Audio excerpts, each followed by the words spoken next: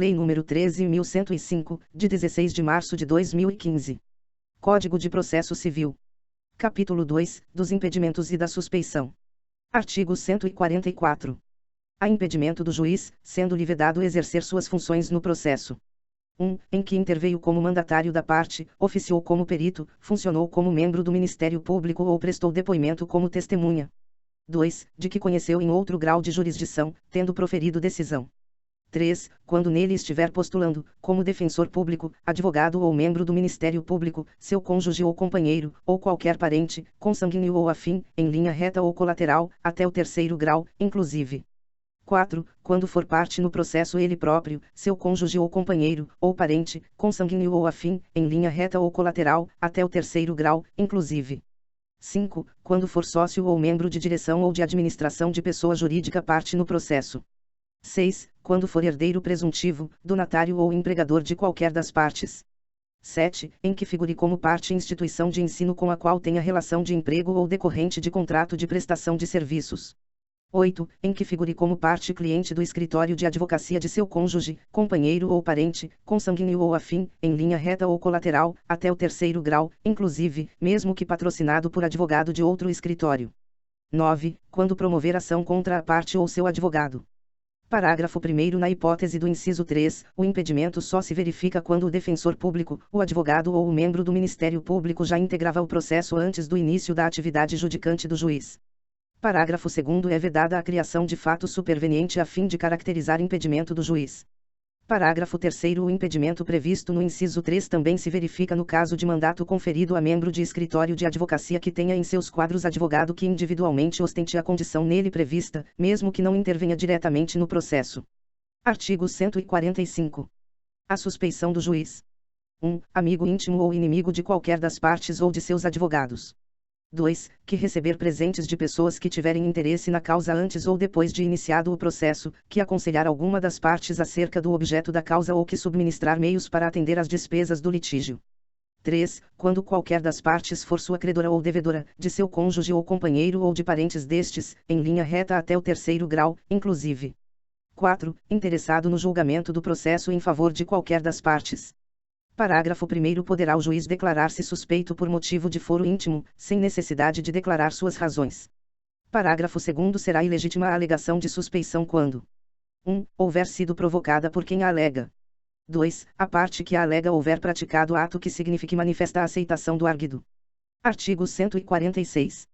No prazo de 15 dias, a contar do conhecimento do fato, a parte alegará o impedimento ou a suspeição, em petição específica dirigida ao juiz do processo, na qual indicará o fundamento da recusa, podendo instruí-la com documentos em que se fundar a alegação e com rol de testemunhas.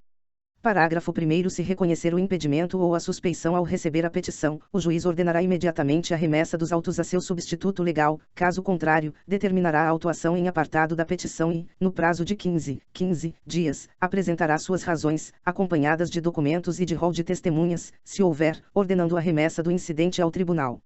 Parágrafo 2º. Distribuído o incidente, o relator deverá declarar os seus efeitos, sendo que, se o incidente for recebido 1. Sem efeito suspensivo, o processo voltará a correr.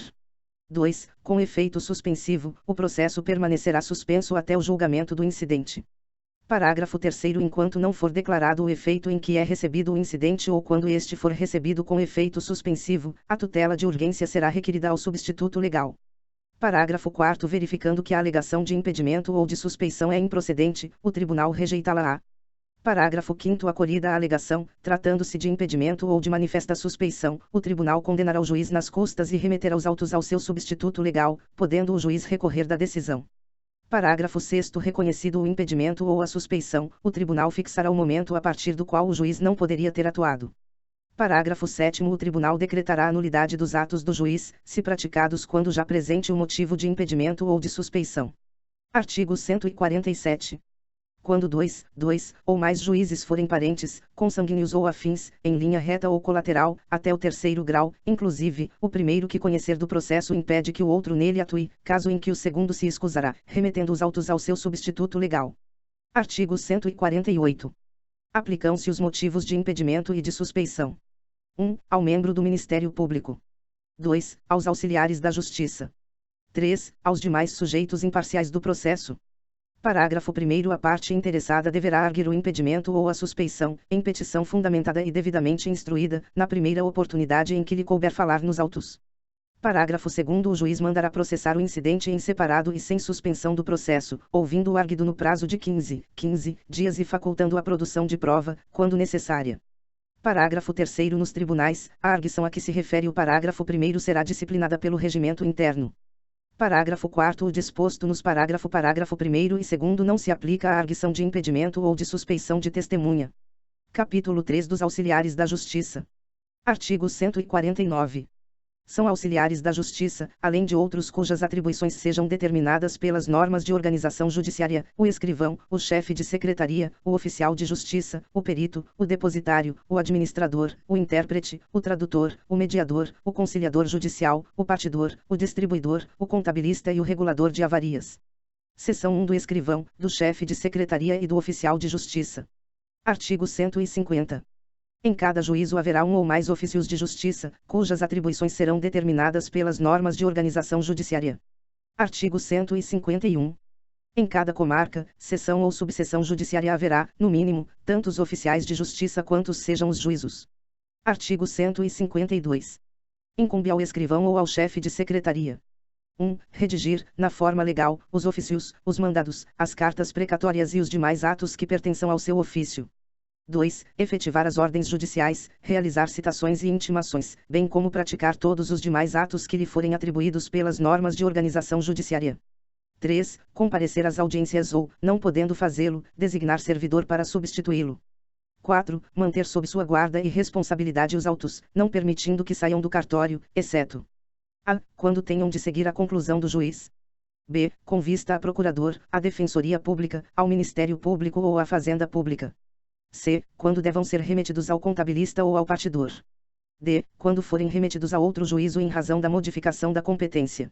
5. Fornecer certidão de qualquer ato ou termo do processo, independentemente de despacho, observadas as disposições referentes ao segredo de justiça. 6. Praticar, de ofício, os atos meramente ordinatórios. Parágrafo 1º. O juiz titular editará ato a fim de regulamentar a atribuição prevista no inciso 6. Parágrafo 2º. No impedimento do escrivão ou chefe de secretaria, o juiz convocará substituto e, não o havendo, nomeará pessoa idônea para o ato. Artigo 153. O escrivão ou o chefe de secretaria atenderá, preferencialmente, a ordem cronológica de recebimento para publicação e efetivação dos pronunciamentos judiciais. Redação dada pela Lei nº 13.256, de 2016. Parágrafo 1º. A lista de processos recebidos deverá ser disponibilizada, de forma permanente, para consulta pública. Parágrafo 2º. Estão excluídos da regra do caput: 1. Os atos urgentes, assim reconhecidos pelo juiz no pronunciamento judicial a ser efetivado. 2. As preferências legais. Parágrafo 3º. Após elaboração de lista própria, respeitar-se-ão a ordem cronológica de recebimento entre os atos urgentes e as preferências legais.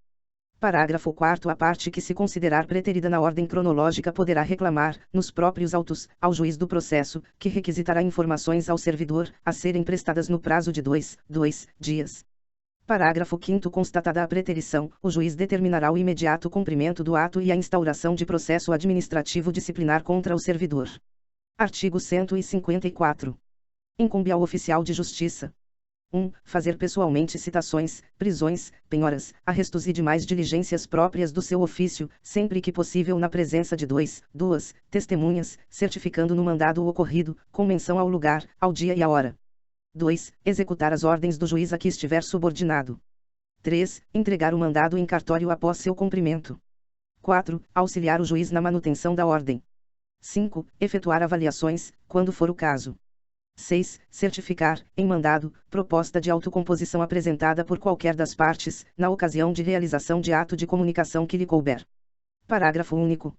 Certificada a proposta de autocomposição prevista no inciso 6, o juiz ordenará a intimação da parte contrária para manifestar-se, no prazo de 5 dias, sem prejuízo do andamento regular do processo, entendendo-se o silêncio como recusa. Artigo 155. O escrivão, o chefe de secretaria e o oficial de justiça são responsáveis, civil e regressivamente, quando 1. Sem justo motivo, se recusarem a cumprir no prazo os atos impostos pela lei ou pelo juiz a que estão subordinados. 2. Praticarem ato nulo com dolo ou culpa.